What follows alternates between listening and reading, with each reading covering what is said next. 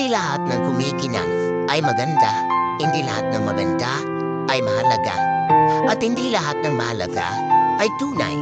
Yan ang realidad ng buhay. Hindi lahat ng nakikita at naririnig mo totoo.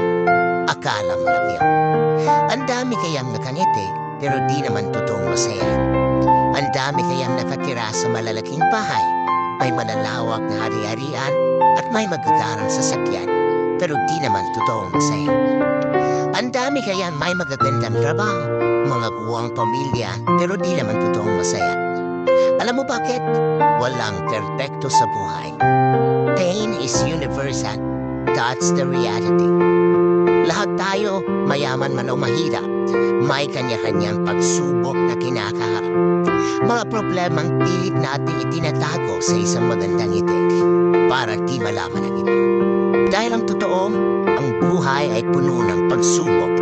Pagandahan na lang sa pagdadala. Kaya kung marami kang problema, natural lang yan. Makatatag ka lang at manalig sa taas.